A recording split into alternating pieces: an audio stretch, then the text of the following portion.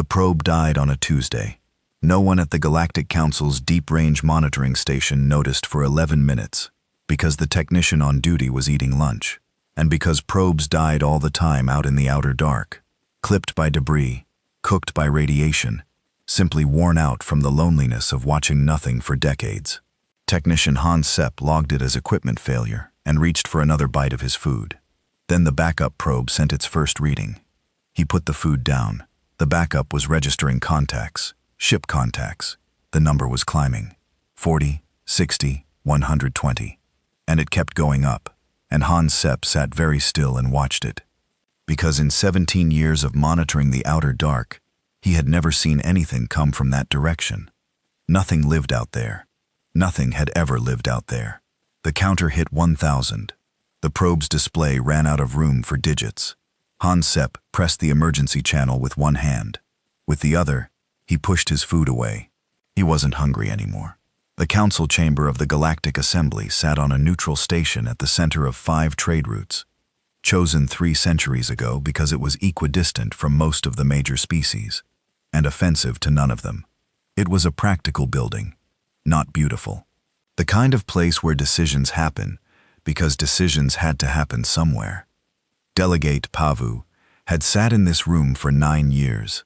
He represented the interstitial worlds, small planets, minor species, the kind of political group that mostly existed to fill seats and dilute votes. He was good at his job. He was careful. But he had spent 9 years watching larger powers do what they wanted and learning to live with it. He was not living with what he was looking at now. The main display showed a trajectory line, clean, straight, starting from the outer dark and cutting directly toward a specific patch of space. A small, unremarkable system called Velkari, home to a gentle and quietly diminished species that grew medicines and kept records, and had spent most of the last 3 centuries trying to recover from what the Keth Dominion had taken from them. The line did not curve, it did not slow. "How many ships?" Pavu asked. The analyst at the board hesitated. That hesitation told him everything. "We stopped counting at 4,000. The analyst said, "The instruments aren't built to handle." She stopped, started again. "We have never needed them to handle numbers like this." 4,000. The largest fleet action in recorded galactic history. The Keth Dominion's campaign against the Moore Collective 60 years ago had used 312 ships. "Who are they?" said a voice from across the chamber. Nobody answered. "Who are they?" the voice said again, louder with the frustration of someone who was used to being answered immediately. That was Chancellor Rockthal of the Keth Dominion. He was tall and broad-shouldered, the kind of figure that filled a room without trying. He had been Chancellor for 20 years. He had never met a question that didn't eventually answer itself to his satisfaction. He did not like this question. "Hail them," he said. They hailed them. The fleet did not respond. They hailed them again. In on every standard frequency, in every major language, in the old trade tongue that even dead civilizations had used, in mathematical pulses that any spacefaring species should recognize. Nothing. The fleet moved on its heading, patient, unhurried, like a tide that did not care about the shore's opinion. "Equipment malfunction on their end," Rockthal said. "Or a migration convoy, a generation ship group. Send a physical intercept and find out what they are." Pavu looked at the trajectory again. He looked at where the line ended. "They are going to Velkari space," he said. "I can see that," Rockthal said. "Do we know why?" "No," Rockthal said. "That is why we are sending an intercept." Pavu nodded. He looked at the line. He looked at the way it didn't curve, didn't search, didn't explore. It went directly to Velkari space, the way a hand goes to a scar it has touched 1,000 times in the dark, like they already knew exactly where they were going, like they had always known. Pavu sat with that thought for a long time and said nothing else. On the Velkari homeworld in a government ministry building that everyone else had quietly left, Elder Thessie sat at her monitoring station and watched the fleet's approach on a screen that was older than most of the junior staff had ever been alive. She was very old. Old enough to remember when the ministry building had been full of people working, before the Dominion's long years of pressure. Old enough to remember the harbor.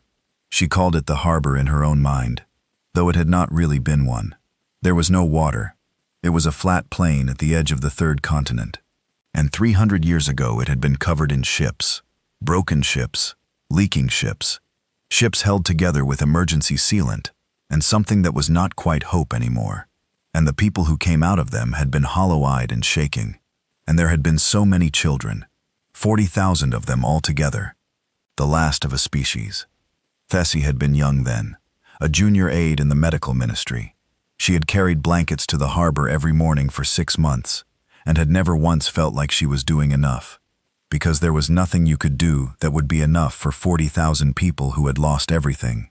The Dominion had come afterward, angry. The Velkari had paid for what they did. They had spent a century paying in slow and deliberate ways. Trade restrictions, resource quotas, the quiet strangling of a civilization that had made the wrong choice, as the Dominion defined wrong. The Velkari had never said it was the wrong choice. Now Thessie sat in the empty ministry and watched the fleet that was coming from the direction those broken ships had gone. Her hands were very still on the desk. She was trying to understand what she was feeling. It was not fear. She knew fear. She had felt it many times during the Dominion years. This was something older than fear, something that existed before the word did. The fleet moved on the screen, patient, vast. She did not try to name the feeling. She just sat with it. The intercept fleet the Dominion sent was 41 ships, not their full force. Rockthal was careful about not appearing alarmed, but more than enough to stop a convoy and demand answers. 41 Keth warships in tight formation was a message. It said, "We are the authority in this part of space, and you will identify yourselves." They moved to intercept in the Shara Quarter, a narrow band of navigable space between two thick asteroid fields. A smart place to force contact. The unknown fleet would have to slow, or change course, or at minimum acknowledge. At the council station, Pavu watched the Keth intercept team signal on the secondary board. Then the signal stopped.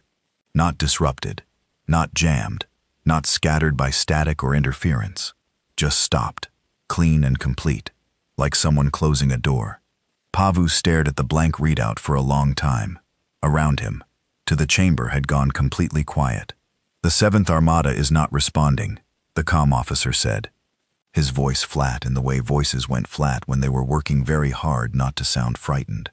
"What happened to them?" someone said. Nobody answered. The unknown fleet had not changed course, had not slowed, was not showing any new energy readings, no weapon signatures, no expanding debris field, no emergency signals. 41 ships had simply stopped reporting. "Send another intercept," Rockthal said. His voice carried its usual flatness. But his aide, a quiet, precise woman named Vessel, who had worked beside him for 11 years, watched the line of his jaw and said nothing. "Chancellor," Pavu said carefully, "perhaps before we commit another, send another intercept." Pavu did not push further, and he watched the display. He watched the unknown fleet continue on its heading, unbroken and unchanged, moving toward Velkari space. He kept his thoughts to himself. There were several of them, and none of them were comfortable. The first transmission came 3 weeks after the fleet had emerged from the outer dark.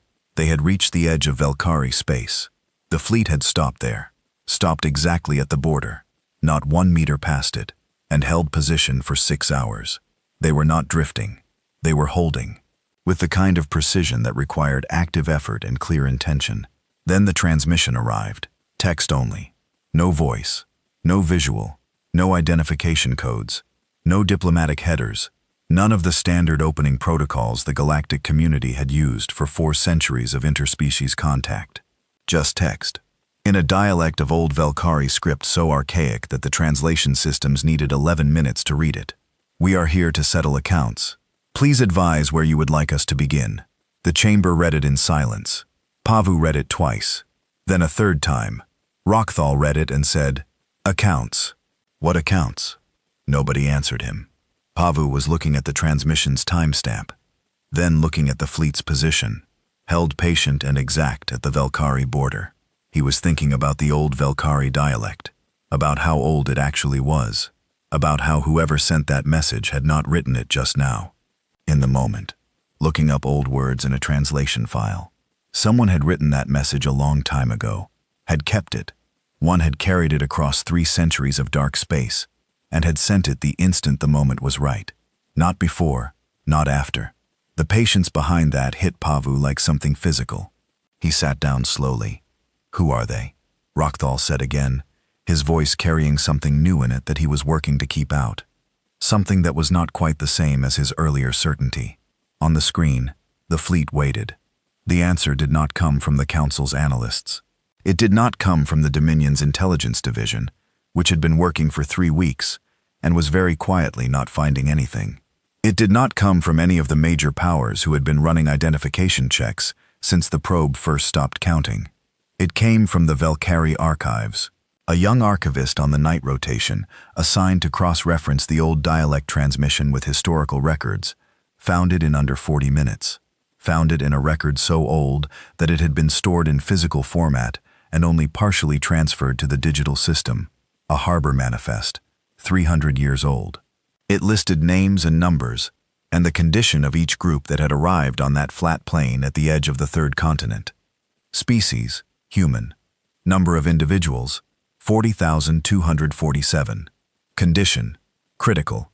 Notes, survivors of systematic extermination campaign conducted by the Keth Dominion Fleet. Requesting sanctuary. Sanctuary granted. The archivist sat with this for a moment. Then she sent it up the chain as fast as she could. The chamber, when the information arrived, made a sound Pavu had never heard from it before. It was not shouting. It was not the noise of debate. It was lower than that, more fundamental. The sound a room makes when everyone in it is recalculating the same thing at the same time and arriving at the same answer. Humans. He knew the history. Everyone knew the history. The way people know about things that happened long before they were born, and far from anything that touched them directly. The Keth Dominion had moved against humanity 3 centuries ago. A small species, on a small cluster of worlds. Not powerful, not considered important. Deemed an obstacle to Dominion expansion plans. The campaign had been efficient. The worlds were taken. The people were gone was the word the histories used. Not dead, not destroyed, just gone into the deep dark. The Dominion had not sent ships after them into unmapped space. It had not been worth the fuel, was the official history said. 3 centuries. Pavu looked at the fleet on the screen. 4,000 ships. More. The instruments still could not get a firm count. He thought about what 40,000 people became in 300 years. If they were committed enough, if they were patient enough, if they had nothing else to do, and every reason to do it. He looked at the blank readout where the Dominion's 41 ships had been. He thought he was beginning to understand several things he had not understood before. Rockthal was standing at the front of the chamber, very still. His aid vessel stood behind him and to the side, and her expression was doing something careful and controlled. "They are a dead species," Rockthal said. His voice was steady. "They have ships, yes. More than expected, but the major powers of this council, when united, could chancellor." Pavu kept his voice level. 41 ships entered the Shera corridor. We have heard nothing from them since. A system malfunction? Nothing, Pavu said. Not one signal. No debris. No emergency beacon from a single crew member on any of those 41 ships. Nothing. The chamber was very quiet. Rockthal looked at the display, at the fleet sitting patient and enormous at the Velkari border, at the clean, polite text of the transmission still visible on the secondary screen.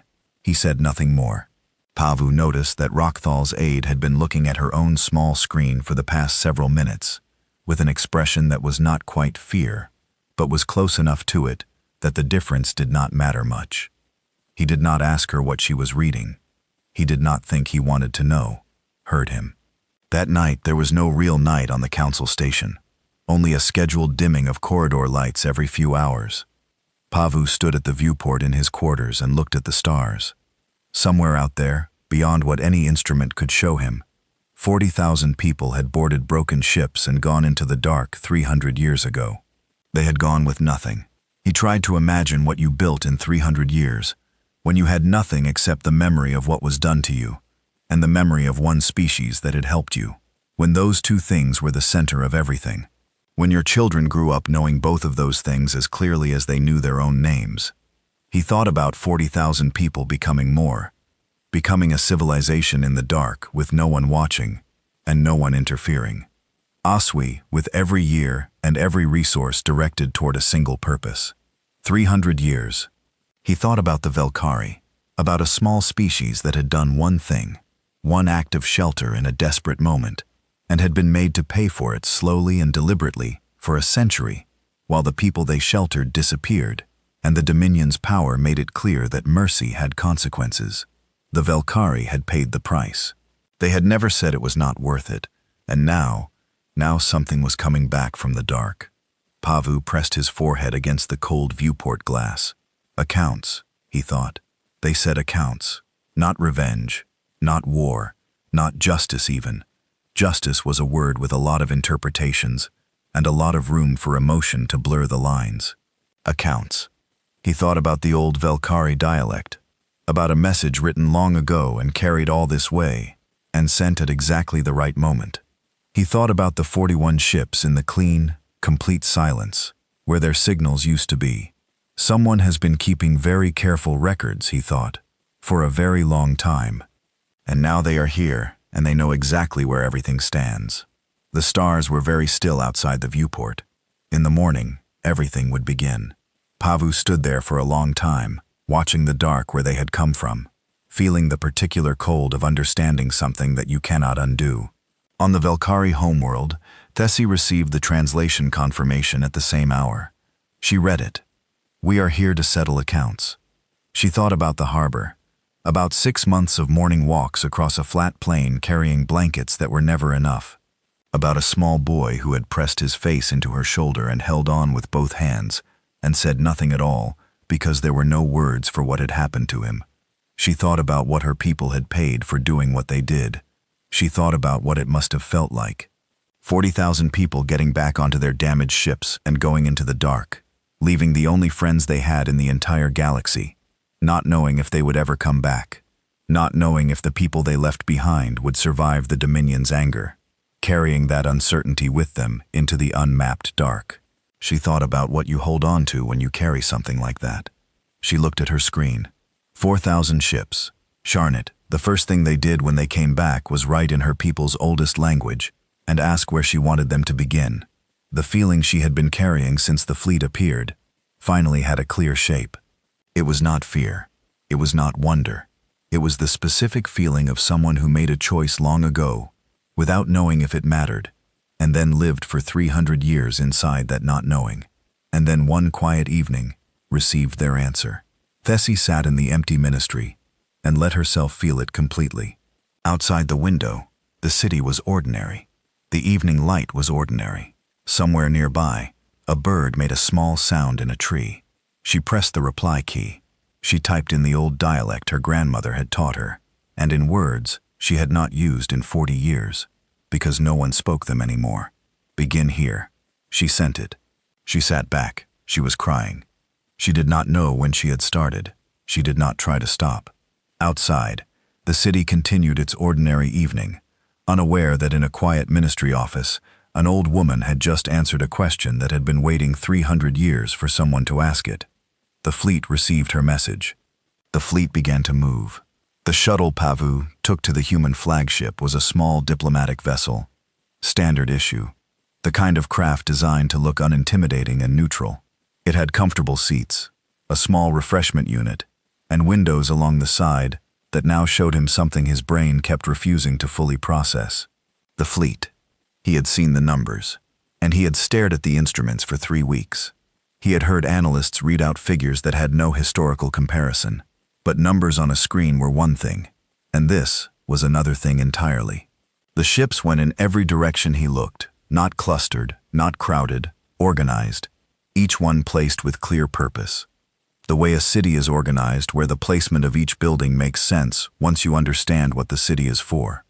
And they were not uniform. Some were enormous, the kind of scale that made the shuttle feel like an insect. Some were smaller, faster looking, built for different work. Some had shapes he did not recognize at all, designs that did not match any template in the Council's records, built from 300 years of engineering he had never seen and could not evaluate. He sat at the window and watched them pass for 20 minutes, and did not reach the end of the fleet. His aide, a young man named Daru, sat beside him and said nothing. Daru was usually very good at saying things. Pabu appreciated the silence. The flagship was not the largest ship in the fleet. That surprised him. It was large. It dwarfed the shuttle without trying. But it was not the biggest, and it had no obvious weapons visible on its exterior, which he found more unsettling than weapons would have been. A ship that showed its weapons was making a statement. A ship that didn't was not interested in statements. It was simply a ship that had come here to do something and did not need to prove anything to anyone. The docking process was smooth and automatic. The airlock opened.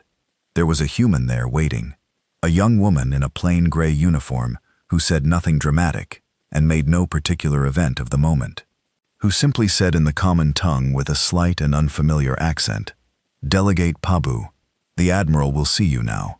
Just like that. The room they brought him to had no windows.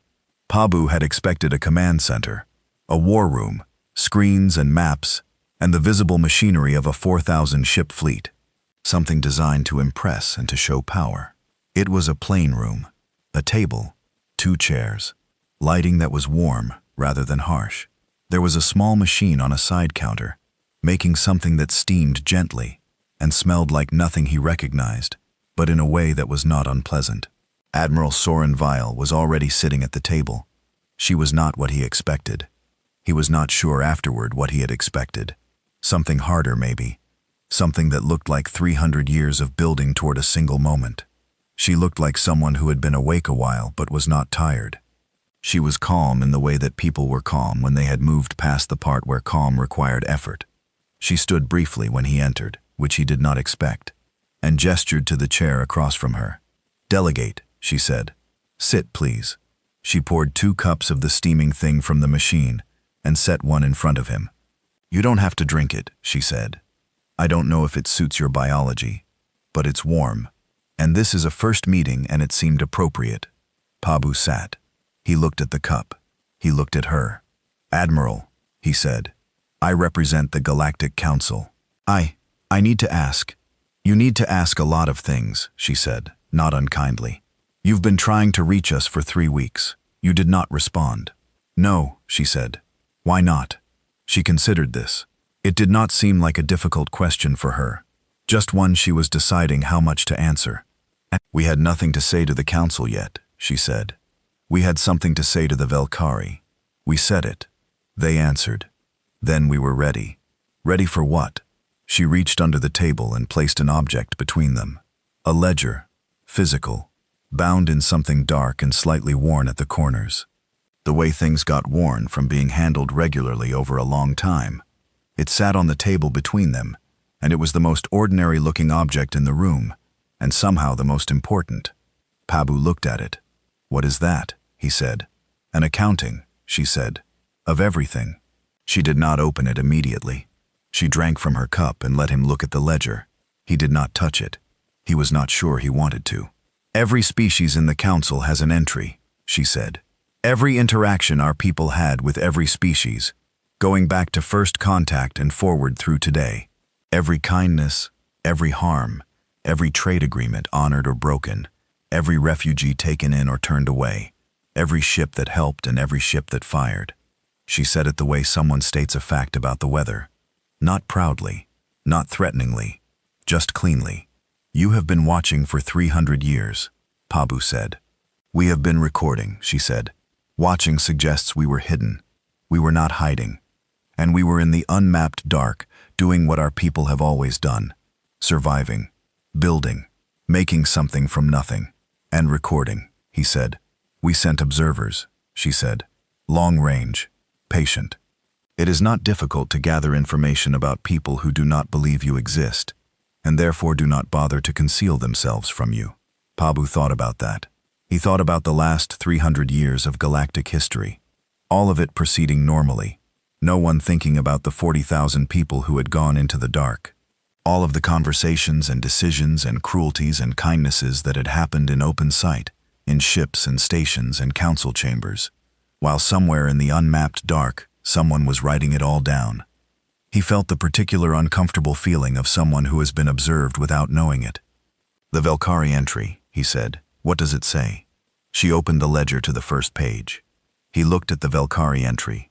He could not read human notation, but the structure was clear. A column of figures, entries, dates stretching across the page. At the bottom of the column was a number. Large, very large. 40,000 people, Vile said. Shelter for 6 months, in conditions that cost your people significantly. Resistance to Dominion pressure at personal cost to the Valkyrie government. Medical care, food stores, material given freely. Then the accumulated cost to the Valkyrie people over the following century.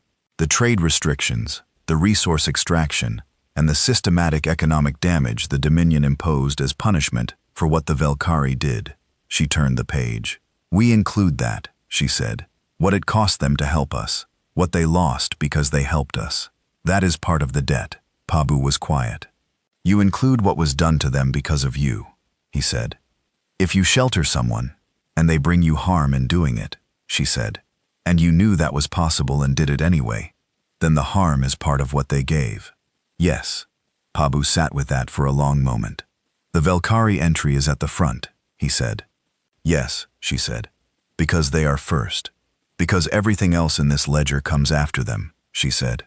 "Everything we built because of 6 months on a flat plain at the edge of their third continent. That is the first entry, because it is the foundation of all the others." The room was quiet. Pabu picked up his cup and drank from it. It was warm and slightly bitter, and not bad at all. "What does the council's entry say?" he asked. She turned several pages and found it without hesitation. He looked at the numbers. He could not read them, but the column was not as long as the Valkyrie entry. It was not deep red, which he had begun to suspect might indicate debt, but it was not empty either. "Neutral to modest positive," she said. "The council provided passage to several human refugee ships in the early years, before the Dominion made its position clear. After that, the council stopped providing passage. The Dominion pressured, 'I know why,' she said. 'It is still in the ledger.'" He nodded. That was fair, and he knew it was fair. "You are not here to harm the council," he said. "We are not here to harm anyone," she said.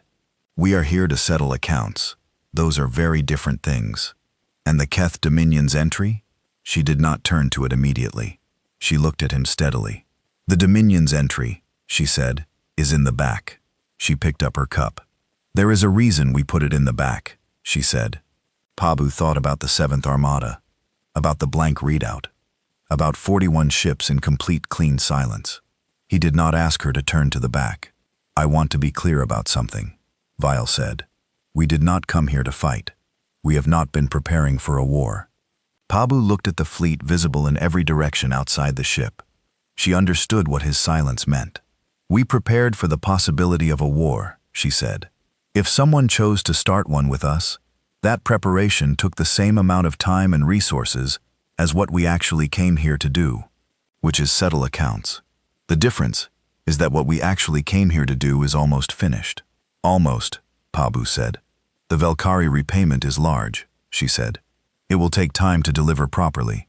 We want it done correctly." "What form does it take?" she told him.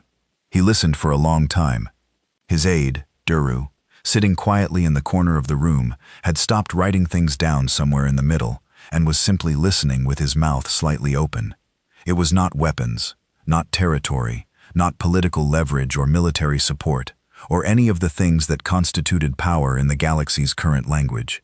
Quite seedy. It was everything the Valkyrie had lost, calculated precisely, returned in full. Infrastructure, technology, biological and medical knowledge accumulated over 3 centuries of isolated development, agricultural systems, energy architecture, educational materials, population support frameworks. "You built all of this," Pavu said, "specifically to give it to them." "We built much of it for ourselves," she said. "We are giving them the equivalent of what was taken." "The equivalent," he said. "How do you calculate?" "Very carefully," she said, "and for a very long time." The room was quiet again. Outside the fleet drifted in its organized calm. "There is something I need to ask," Pavu said. The Seventh Armada, she said. He had not said it yet. She had known what the question was. Yes, he said. She held her cup in both hands. She looked at the ledger on the table between them. The Racthol's Seventh Armada, she said. 41 vessels. They intercepted us at the Shera corridor. Pavu waited. We have logged it, she said, in the ledger. She did not say which column. He did not ask. He thought about 41 ships and a blank readout, and the clean, complete absence of anything afterward. No debris, no signals, nothing. He thought about a civilization that had spent 300 years in the dark, that had developed without anyone watching, that had sent long-range observers who recorded everything in a physical ledger with worn corners, because it had been handled so many times. He thought about what 300 years of directed, focused, purposeful work looked like when it finally arrived. He did not ask which column. The meeting lasted 4 hours. When it was over, Vile walked with him to the airlock. She did not send an aide.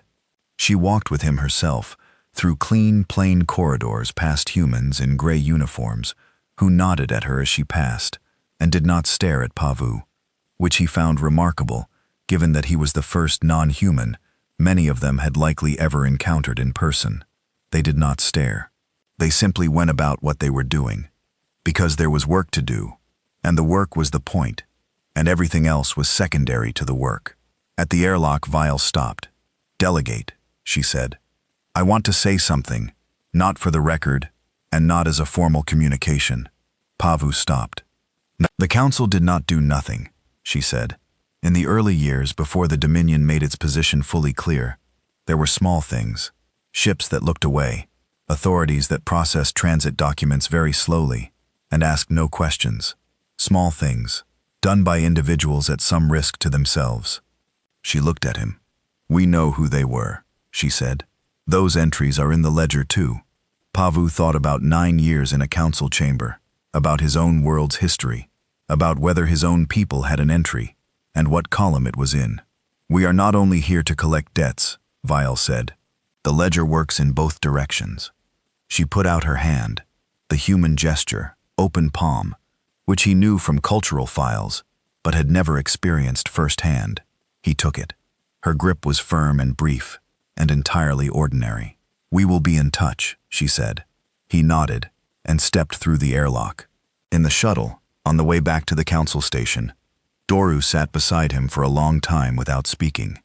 "She knew about the Seventh Armada before we asked," Doru finally said. "She had the name and the number already." "Yes," Pavu said. "She knew we would ask." "She knew everything we were going to ask," Pavu said. "She has known for a very long time what this conversation would look like." Doru was quiet. "She poured you tea," Doru said. "She poured something warm," Pavu said. "She said she didn't know if it suited my biology. She still poured it." Pavu looked out the window at the fleet, at the vast and organized calm of it. "The ledger," Doru said. "Did you see when she opened it how worn the binding is?" Pavu had seen. "You prey on it has been opened a great many times," Doru said, "over a very long period." "Yes," Pavu said. "People don't wear out a book like that unless they go back to it regularly. Not just for work, for something else." Pavu thought about that. A physical book passed down through generations, worn at the corners from being handled. Not a digital record, not a database, not a file that you opened on a screen. A physical thing that you could hold in your hands. A physical thing that felt real, that made what was in it real. Every entry in it was a person or a people, or a moment where someone made a choice in a crisis, and that choice was remembered. Pavu thought about the Velkari entry at the front, the foundation entry, she had called it, the one that everything else was built on. He thought about 40,000 people in broken ships, and a young aide carrying blankets across a flat plain. He thought about what it meant to write something down, and keep it, and carry it for 300 years, and handle it so often, the binding wore out. It meant you did not forget. It meant you had chosen deliberately never to forget. "Where are we going?" Doru asked. Pavu looked at the fleet one more time. "Back," he said. "We need to tell the council what is coming." "What is coming, Asaran?" Doru asked. Pavu thought about the ledger, about the entries, positive and negative. Every species in the galaxy, waiting in those pages for their number to arrive. "Their bill," he said. He turned away from the window. "Or their gift," he said. "Or depending on what they did." The Galactic Council's emergency session lasted 11 hours. Pavu sat through all of it. He sat through the parts where people shouted. He sat through the parts where people pretended to be calm and were not. He sat through the long diplomatic performance of several species who were clearly doing mental arithmetic about their own entries in a book they had never seen and did not know the precise contents of.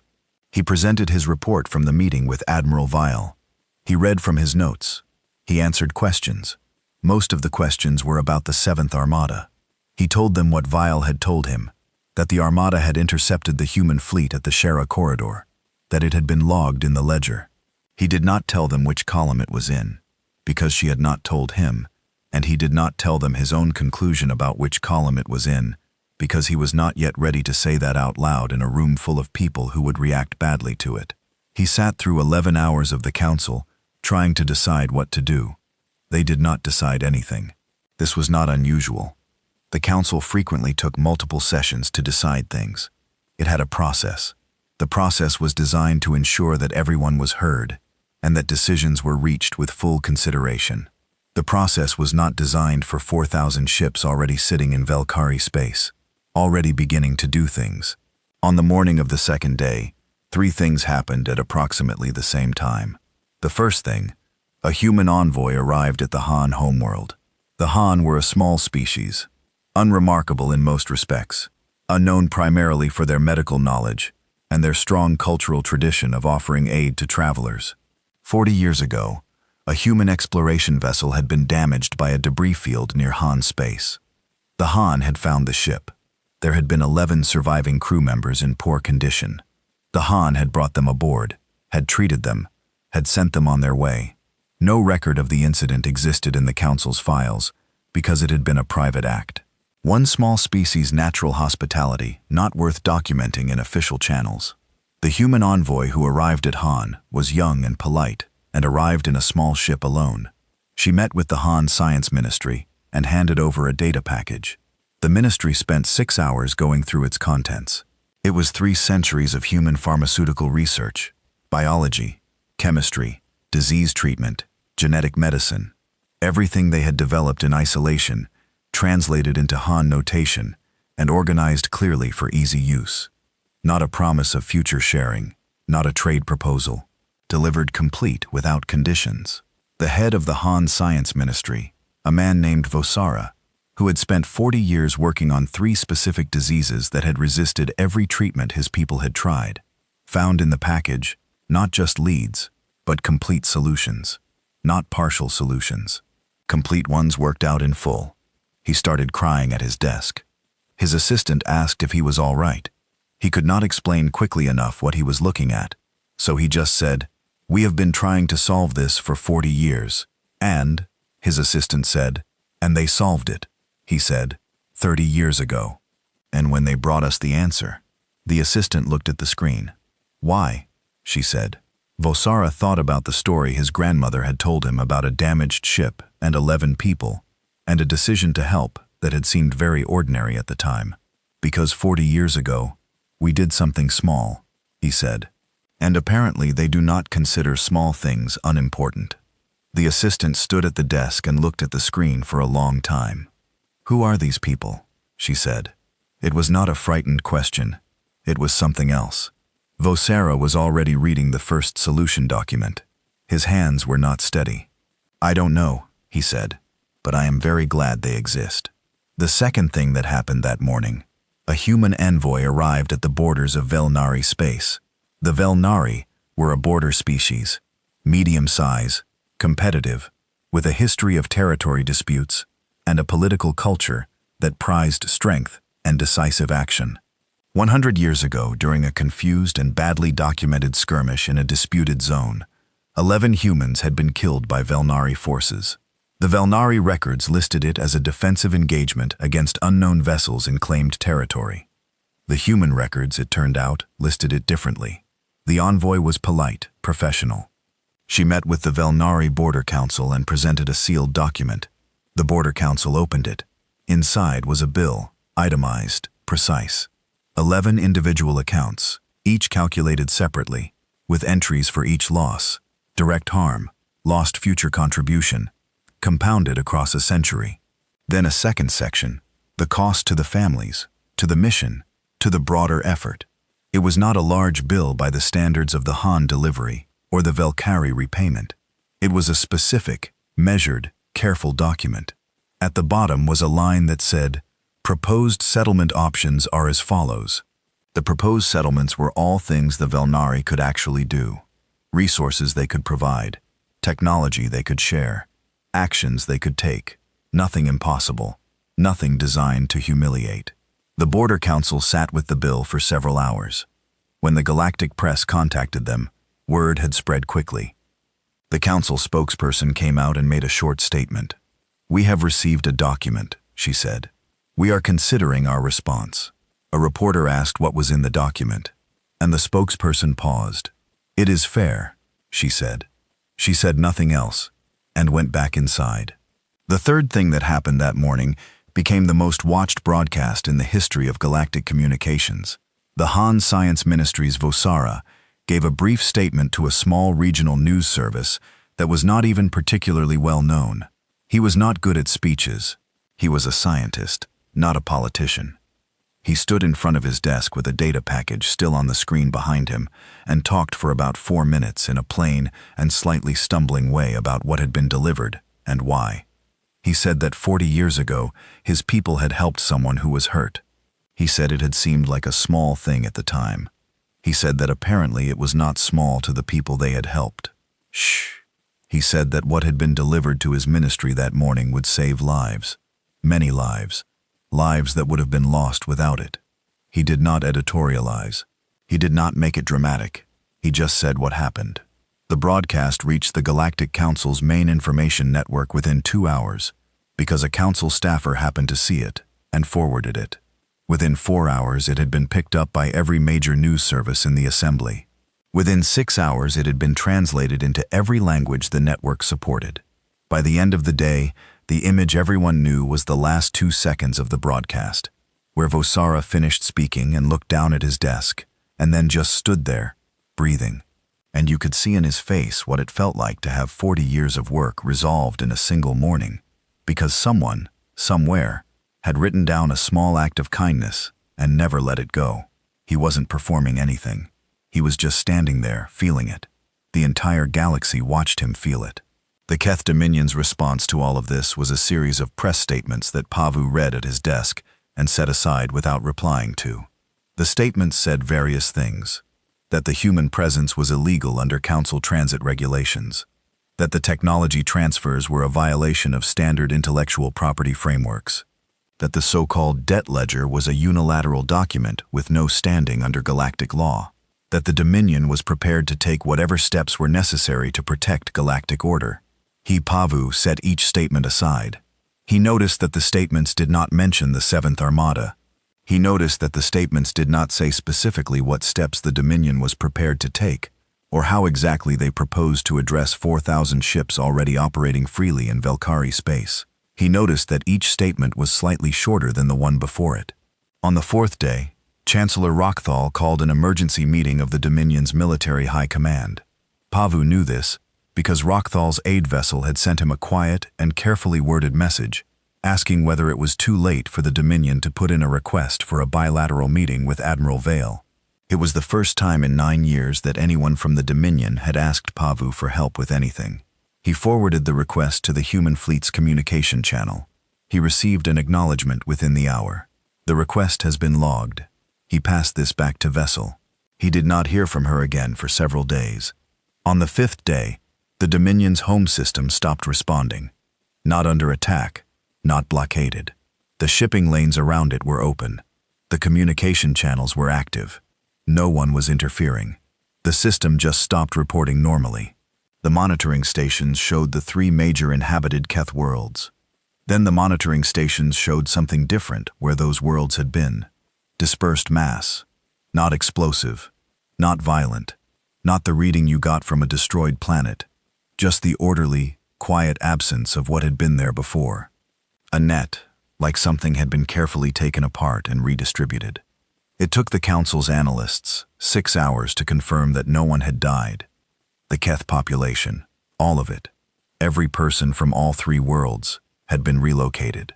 To which worlds and by what method was not immediately clear. The relocations had clearly taken significant planning and significant time. The infrastructure was gone. The cities, the industrial complexes, the military production facilities, the administrative centers, gone. Cleanly, methodically. Like someone had looked at the ledger entry for the Keth Dominion and decided that the settlement did not need to involve casualties, but also did not need to involve the perpetuation of the apparatus that had caused the harm. The council chamber, when this was confirmed, was not noisy. Hold on. It was the opposite of noisy. It was the silence of a large group of people thinking the same thing very hard and not wanting to say it first. Pavu said it.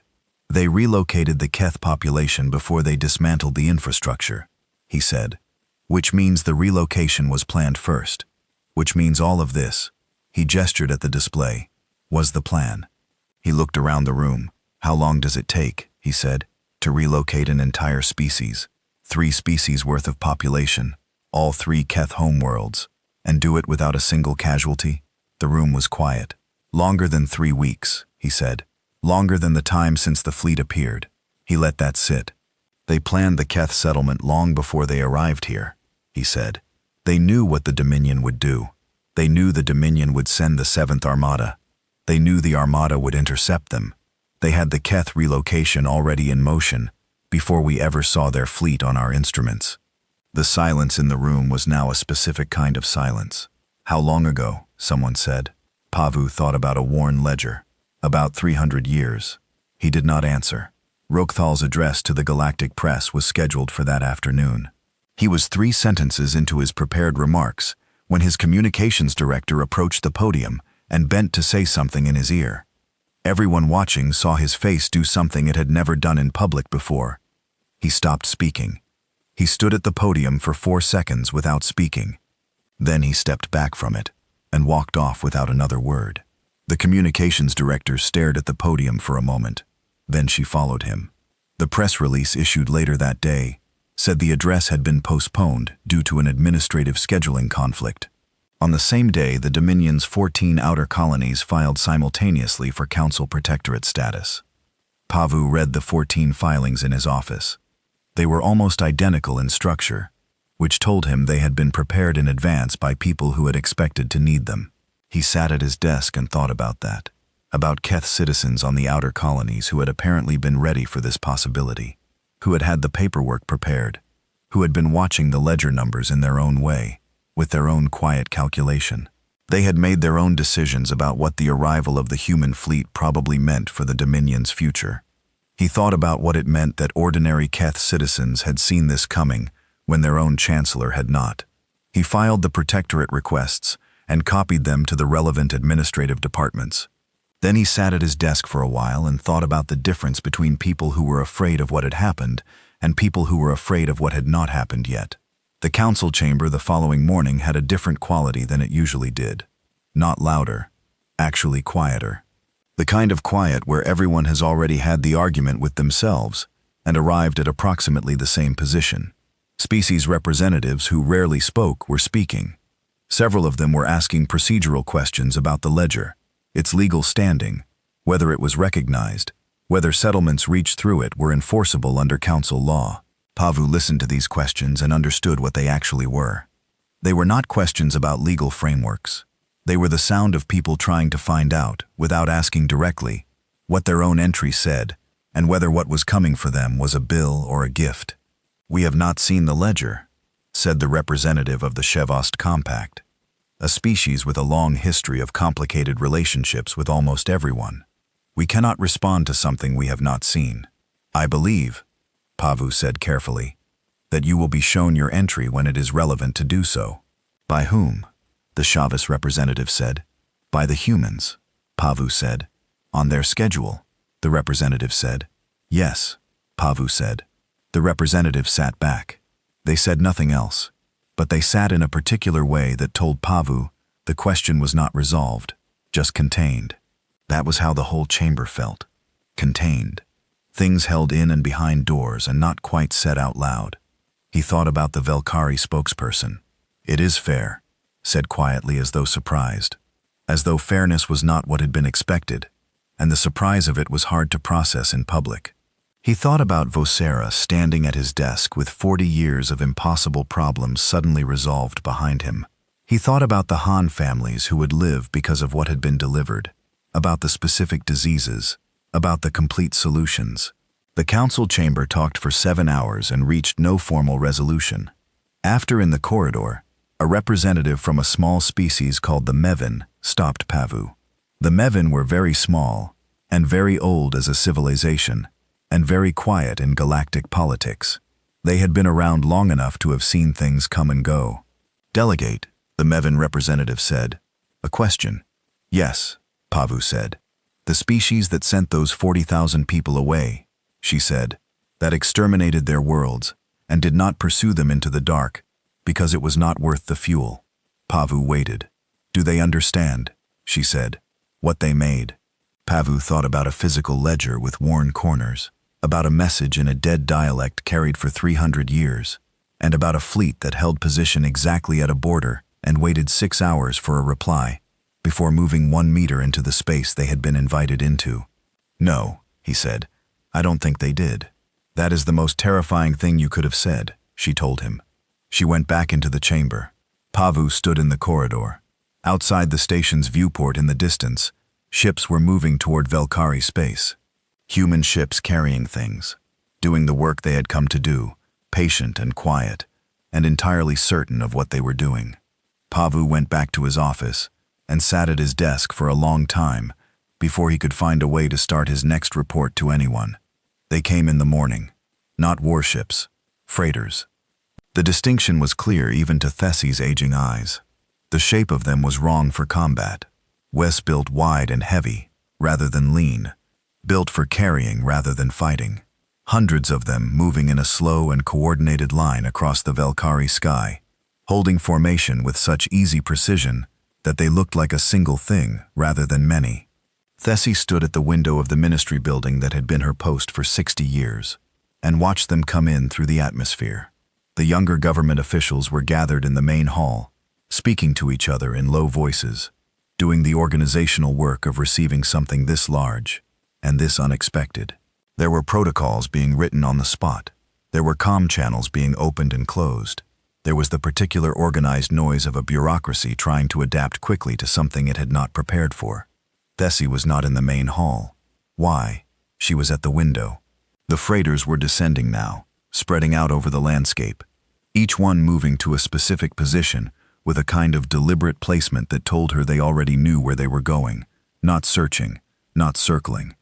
Each ship going to a specific place that someone had chosen in advance. She thought about the harbor again, about ships arriving on a flat plain. These were different ships, different people, different moment. The same thread, though, the same line running from then to now, 300 years long, and she was standing at both ends of it at the same time. She put her hand on the window glass. Outside, the freighters descended. The first thing they did was maps. Human engineers arrived at the Velkari government offices with physical map documents, printed, detailed, eyes showing the entire planet in sections, and spent 3 hours with the government's infrastructure coordinators going over every mark location.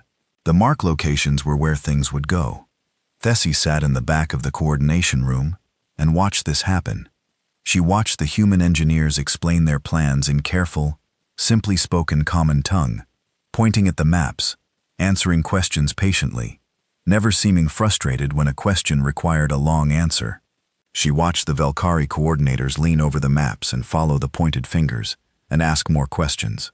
One of the human engineers was very young, younger than Thessie's grandchildren. He had a scar along the side of his jaw, and he spoke with his hands a great deal. He was explaining the water system, and not a water system that the Velkari would have to build themselves.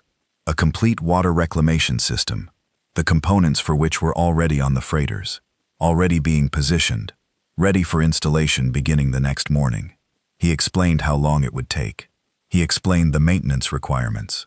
He explained what the system would produce. He said the water output numbers, and one of the Valkyrie coordinators put her pen down on the table. "That's 3 times what we have now," she said. "Yes," the young engineer said. "We have been on rationing protocols for 40 years," he said. "We know. The rationing protocols are in the plan. The new system is calibrated to address the deficit that was created during the Dominion restriction years, and to provide sufficient surplus to prevent future rationing under normal conditions." The coordinator stared at him. "You calculated our rationing deficit," she said. "We calculated what was taken," he said. "The water system is part of what was taken. We are returning it." The coordinator looked at the map, at the points marked in red where the components would go, at the web of lines connecting them. She looked back at the young engineer. She did not say anything, but something in her face did. The young engineer understood what it meant. He gave her a small plain nod.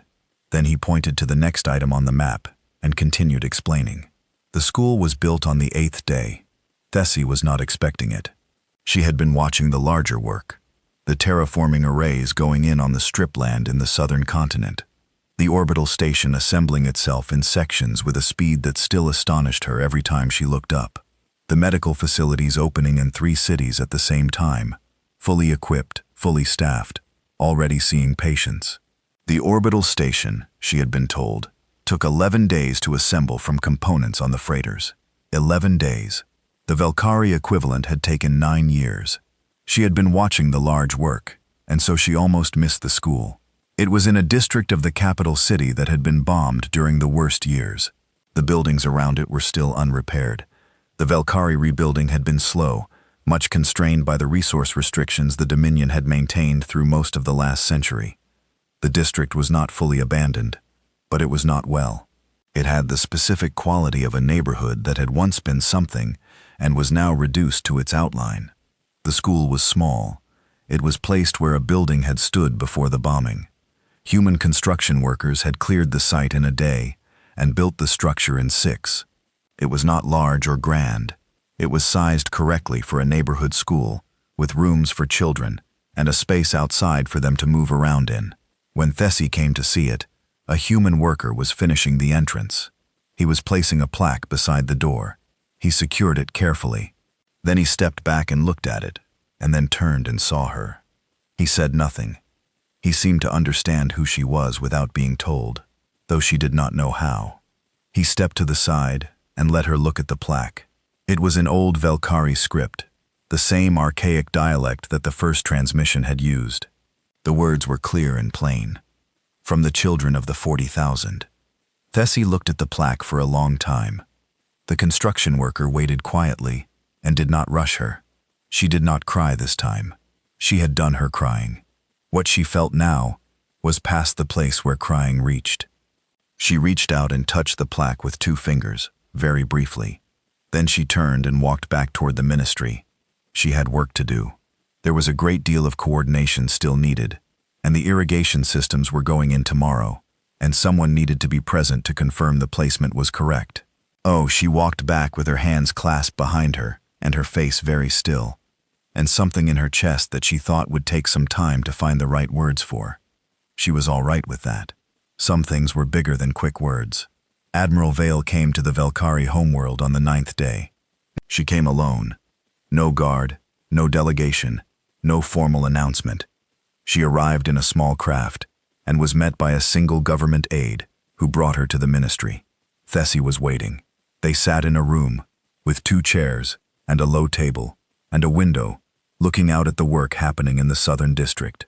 From this distance, the terraforming arrays looked like lines of light written across the damaged land. Tessie had arranged tea, real Valkyrie tea, the traditional preparation, which took a long time and which she had made herself. Vale drank it with both hands around the cup and her eyes going to the window every so often. "Your people work very quickly," Tessie said. "They want to," Vale said. "Not because it is urgent, because they have wanted to do this for a long time." "How long?" Tessie asked. Vale thought about it. The plan for the Vale Curie repayment was the first major project we completed after the initial settlement period. She said, "When we had enough stability to begin planning long-term, this was where we started." "How long ago was that?" "About 270 years ago," Vale said. Tessie sat with this for a moment. You have been planning this for 270 years, she said. Planning and building, Vale said. We kept revising the plan. As we learned more, as our capabilities grew, we wanted to get it right. She looked at the window, at the lights on the broken land. We wanted to return what was actually taken, she said. Not a gesture, not a symbol, the actual amount, the actual things. It took time to calculate correctly. Tessie thought about a people in the dark, developing, growing, calculating, taking the time to do it right. Because if you were going to do it, you did it right. Because a careful debt deserved a careful repayment. The school, Tessie said. Yes, Vale said. Where did the children of the 40,000 go? After they left here? Dark space, Vale said.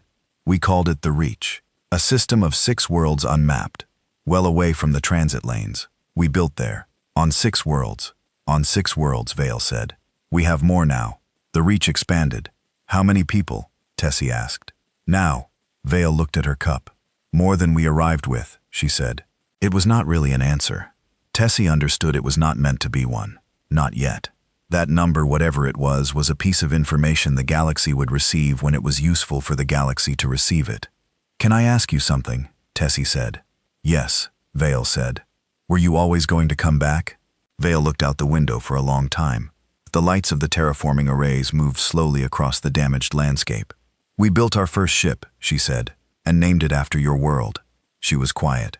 We built our second ship, and named it after your capital city. She looked at Tessie. After that, she said it was not really a question. The room was quiet for a while after that. And not uncomfortably.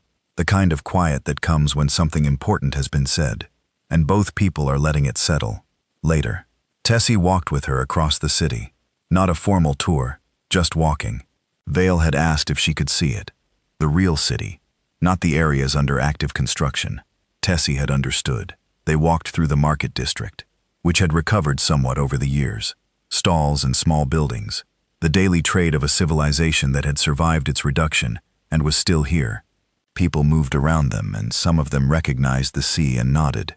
And a few saw the human with her, and looked but not with fear. Something different. Something that had been shifted by 9 days of freighters and work, and a young engineer explaining water rationing deficits, as if they were simply a problem with a solution.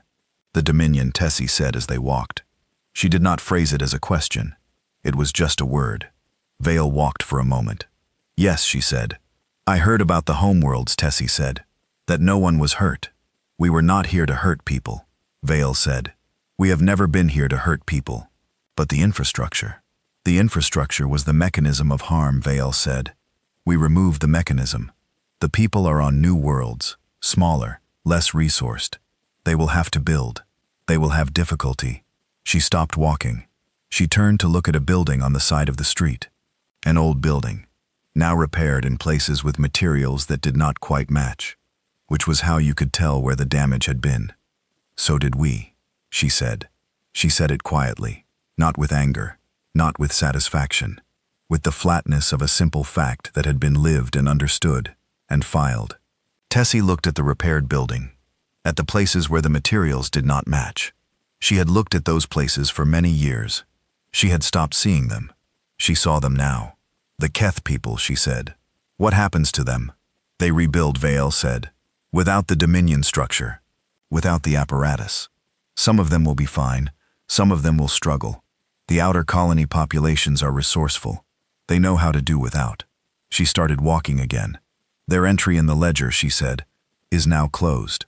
Closed, Tessie said. Hey, the debt has been settled, Vale said. One way or another it is settled. They are in the ledger as a settled account. We do not return to settled accounts. They walked in silence for a moment. That is mercy, Tessie said. Vale glanced at her sideways. That is accounting, she said. Tessie was quiet. She thought about the difference between the two things. She thought that maybe in the hands of people who were careful enough and patient enough, they might end up in the same place. On the 12th day, the medical facilities in all 3 cities were fully operational. On the 14th day, the first crops were seeded in the southern continent, in soil that the terraforming arrays had spent 6 days preparing. Most of the soil readings were better than the Vale Kuri Agricultural Ministry had projected for that land in any optimistic forecast.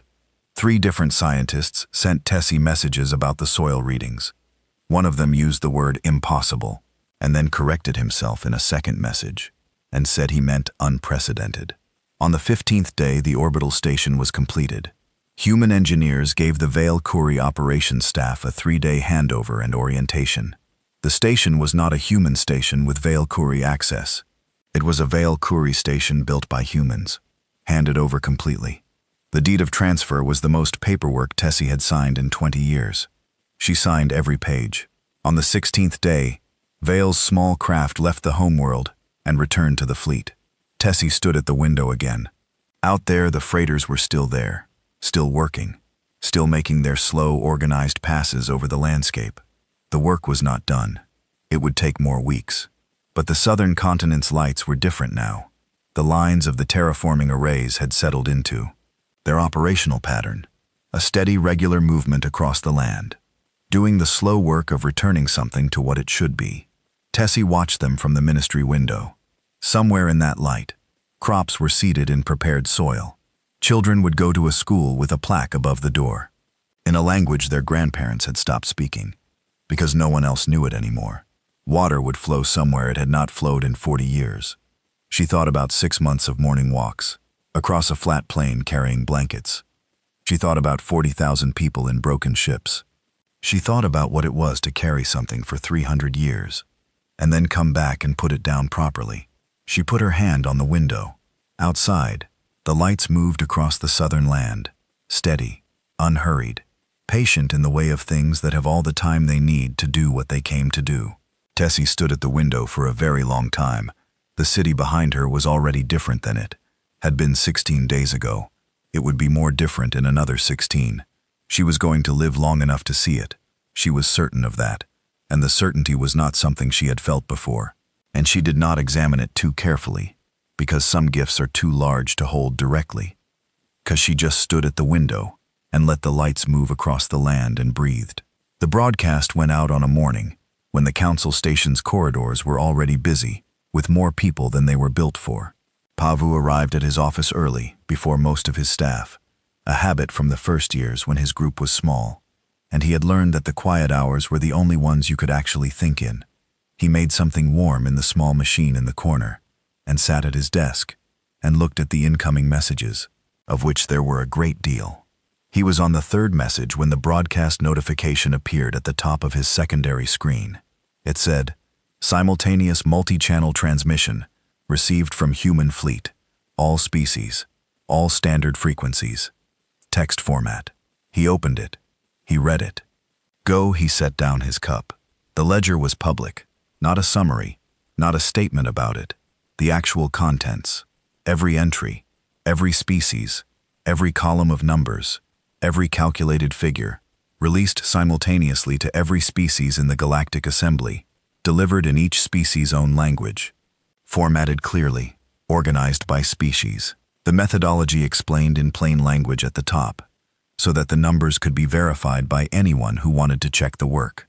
There was no accompanying statement, no declaration, no demands, no deadline, just the ledger, delivered to everyone at the same time, in the clean, quiet implication that everyone could now see their own number and everyone else's and draw their own conclusions. Pavu read through his own species entry. It was not long. It was accurate. He recognized several of the entries, specific decisions, specific moments he had been present for, or had read about in his own government's records. They were listed without editorializing, without weight given to the politics around them, simply as actions taken, or not taken. He looked at the total, modest positive, slightly better than he had expected. His own world had apparently, quietly done a few things right over the years that were in the ledger, and not in their own official histories. He sat with that for a moment, the strange experience of being seen more completely than you knew. He thought about every other species representative on this station reading their own entry at the same moment. He thought about the private calculations being done in offices all across the council. He thought about what it meant to have your history summarized by someone who had no political reason to soften it. He thought, They did not have to make it public. They had already started delivering on the positive entries. The Hyon delivery had happened. Other deliveries had happened quietly in the weeks since, to species with positive numbers. The negative entries, the Velnari bill and others, had been presented to those species privately. Making it public was a separate choice. He thought about why you would make that choice. So everyone knows, he thought. So the positive entries are acknowledged publicly, not just received quietly. So the negative entries carry a weight that private billing does not. So every species in the galaxy can see the full picture and understand that the ledger is not a political tool. It is simply what happened written down. The most powerful statement was not the debt collection. It was the transparency. This is what your history looks like when someone recorded it honestly, the broadcast said without saying it. You may disagree with the methodology. You may dispute specific entries, but the methodology is there for you to check, and you will find it is sound. Pavu's comm system began making noise, every channel simultaneously. He let it make noise for a while, and finished his warm drink, and read through several other species entries in the ledger before he started answering. The council session that afternoon was not 11 hours, it was 3. 3 hours was all it took, because the release of the ledger had changed the shape of the conversation. People had stopped asking what was in it, and they now knew. The question was, what to do with what they knew, and that question turned out to have a fairly clear answer once the noise cleared. The Velnari settlement had been agreed and signed that morning. The Velnari Council had been sitting on the bill for 3 weeks, and the public release of the ledger apparently resolved whatever hesitation had remained. 2 other species with negative entries submitted their proposed responses before the session began. Both proposals were measured and realistic, built around the settlement options the human envoys had offered. Not improvised panic. Both proposals had clearly been worked on for some time. People were ready, Pavu observed, had been getting ready. The ledger's public release had simply removed the last reason to keep the preparations private.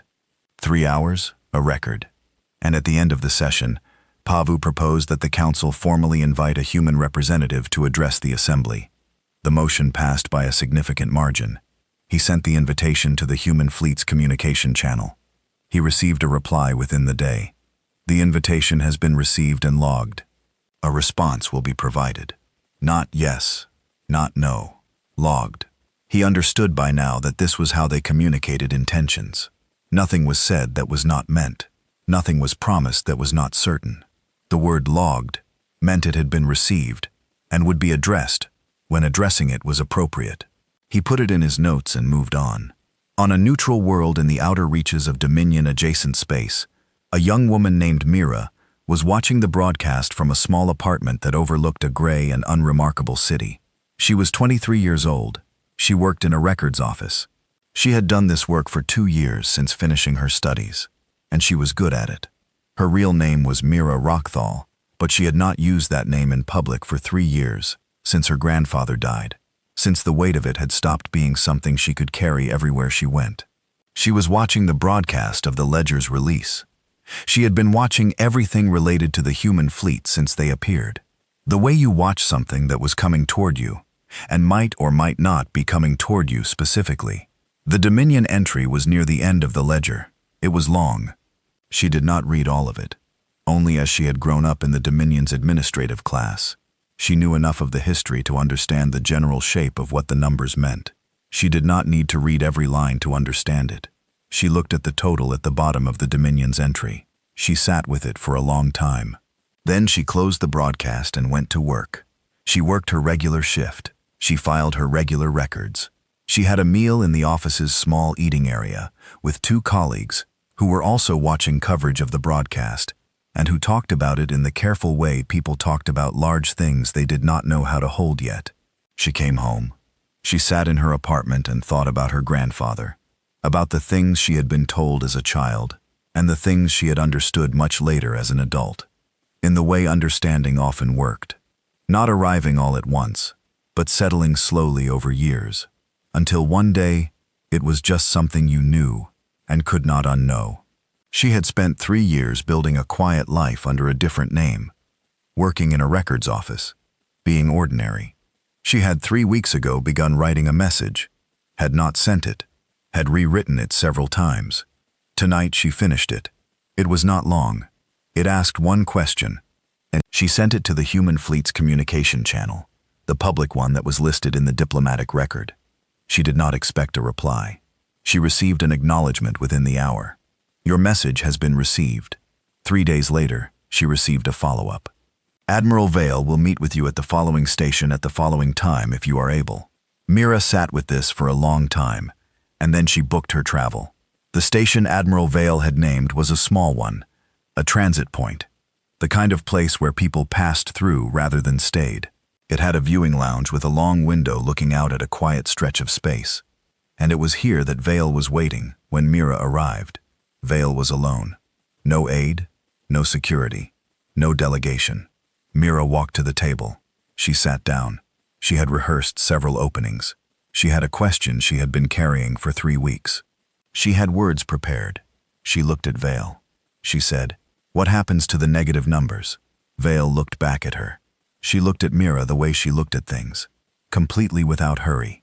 Mira had the specific experience of being seen clearly by someone who was not deciding what to do with what they saw, just seeing it accurately. And the silence lasted a few seconds.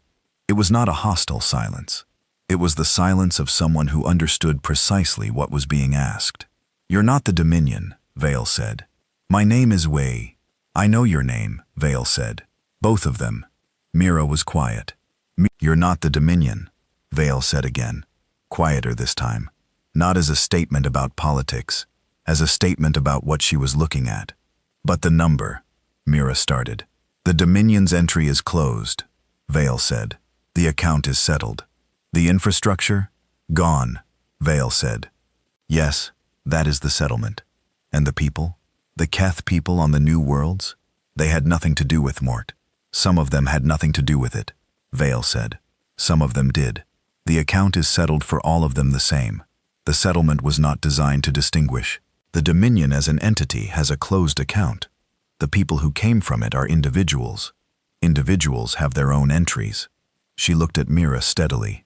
"Your entry," she said, "is not your grandfather's entry." Mira sat with this.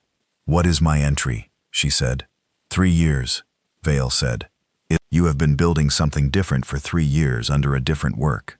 There are people in your building who know you by your ordinary name and think of you as someone who keeps good records and is reliable and brings food to share sometimes." Mira did not ask how she knew this. She was past the point of asking how they knew things. "You asked a simple question," Vale said. "What happens to negative numbers?" Mira waited. "Numbers change," Vale said. She said it plainly, without comfort built into it, without the softness people put around things to make them easier to hold. Just the flat truth of it. Numbers change. Mira sat with this. It was the least reassuring reassurance she had ever received. It gave her no promise. It made no guarantee. It also did not close the door. "What does that mean practically?" she said. "It means," Vale said, "that the ledger is a living document." She stood. "New entries go in every day," she said. "Old entries are updated when circumstances change.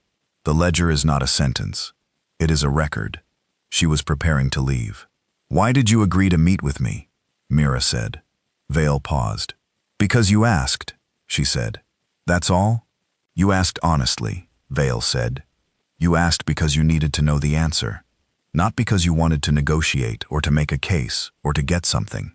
You just needed to know." She looked at her. "We always answer honest questions when we can," she said. She walked away. Mira sat in the viewing lounge for a long time after, looking out the window. The station was quiet. Occasionally a ship passed in the view outside. Numbers change. She thought about her records office, about her ordinary name, about 3 years of building something small and unremarkable. She thought about the ledger, about it being alive, about every day adding new entries. She thought about her grandfather, and about the things she had spent 3 years not being. Numbers change. She picked up her bag and walked to the transit desk to book her way home. Pavu was at his viewport when the formal integration proposal was drafted. It had taken 6 weeks. 6 weeks since the fleet appeared, since the ledger was delivered publicly, since the Velkari work had begun, and the settlements had started coming in, and the council had shifted from panic to something that looked more like adaptation. The proposal was comprehensive. Humanity as a formal council member, seats, representation, rights, obligations. A full integration framework developed by the council's best legal and diplomatic architects, the kind of document that would normally take a year to produce. 6 weeks. He had contributed to it himself. He thought it was good work. He thought it was fair. He sent it to the human fleet's communications channel and waited. The reply came the same day. The proposal has been received. We will consider it. Not yes. Not no. Pavu looked at the reply for a moment. He thought about a ledger with worn corners, about a message in a dead dialect carried for 3 centuries, about a fleet that had stopped exactly at a border and waited 6 hours for an answer before moving 1 meter. He thought about people who had planned for 300 years, who did not hurry, who had decided early that patience was not a weakness, but a method. He put the reply in his files. He would wait. 3 weeks after the ledger's public release, a small story came through the General News Service. The Han Space Authority had, in the previous month, reported several long-range anomalies near a dim star in the outer edge of their system. The star had been showing irregular readings for 40 years. It was not large enough or close enough to be dangerous, but it had been on the monitoring list for decades. The anomalies had resolved. The star's readings were now completely stable. The irregular patterns that had concerned astronomers for 40 years were gone. The Han Space Authority issued a statement noting the anomaly's resolution and crediting it to natural stellar processes. A scientist on the independent news service posted a quiet counter-analysis. The natural stellar process explanation, she said, did not account for the specific nature of the resolution. What the instruments showed was not natural stabilization, but something that looked like intervention. Specifically, the kind of intervention that required a deep understanding of stellar dynamics and a significant capacity for precision work in a difficult environment. The kind of work that might take, she noted, roughly a decade to plan and execute. She also noted that the Han had, 40 years ago, helped 11 humans who were hurt. The news service's comment section ran to several thousand entries. The Han Authority declined to comment further. The human fleet declined to comment at all. The story was noted in council communications and flagged for Pavu's attention. He read it at his desk and did not add anything to the record. He thought about what it meant to stabilize a star, about the planning required, about the time, about the fact that it had been done a decade ago, in quiet and delivered without announcement, completed before the human fleet had even appeared in the outer dark. He thought about what other things had been done in quiet over the decades, uttered and delivered without announcement, and were simply waiting to be discovered. He thought about how long the Han would take to realize that the disease solutions in their data package had come with something else embedded in them. Not malware, not manipulation, just a deep biological understanding of their specific physiological structure that implied the humans had been studying Han biology for a very long time, carefully, respectfully, from a distance, because if you were going to repay a debt properly, you needed to know exactly what would be valuable to the people you owed. He did not know what else was out there, embedded quietly in the fabric of the galaxy, waiting. He suspected there was quite a lot of it. He was not sure whether that was frightening or something else. He leaned back in his chair and looked at the ceiling. End of them. That evening at the viewport in his quarters, he watched the ships. The human fleet had redistributed itself over the past 6 weeks, not concentrated in Velkari space anymore. That work was ongoing, but no longer required the full fleet. The ships had spread into the lanes between systems, into the transit corridors, into the dark spaces between the recognized routes, where no one had ever had reason to go before. Not blocking anything, not claiming anything, simply present, integrated into the space of the galaxy the way something integrates when it belongs there. Doru came to stand beside him. "Do you think they'll accept the membership proposal?" Doru said. "Eventually," Pavu said. "What are they waiting for?" Pavu thought about it. "They have the ledger," he said. "They know everyone's history. Why should they know who can be trusted, and who is working toward trust, and who has not started yet?" He looked at the ships. "They don't need to be inside the council to do what they're doing. Membership would give them certain obligations they don't currently have. They'll take those obligations when they're ready to have them. And in the meantime? In the meantime, Pavu said, they're doing what they came to do. He watched the ship move slowly through the far edge of his viewport's view. Large, unhurried. Going somewhere specific with a certainty of something that is already decided where it is going. Do you think they'll stay? Doru said. Permanently. In galactic space. Pavu looked at the ships. He looked at the Velkari lights, visible as a faint glow at the edge of his view. Ina, the planet already different than it had been 2 months ago, already becoming what it should have been. Anji, all the quiet restitution of a careful debt. He thought about the harbor manifest. Sanctuary granted 300 years ago. One small act, he thought about a fleet that came out of the dark and stopped exactly at the border and waited to be asked before moving 1 meter inside. He thought about a plaque in an old dialect above a school door in a district that used to be rubble. They never left, he said. It was the truest thing he had said in weeks. Doru was quiet. Outside, the ships moved through the dark, patient, steady, distributed across the galaxy's lanes, like something that had always been there and was only now visible. The galaxy breathed around them, not the held breath of the first weeks, or the gasping calculation of every species doing its private arithmetic. Something else now.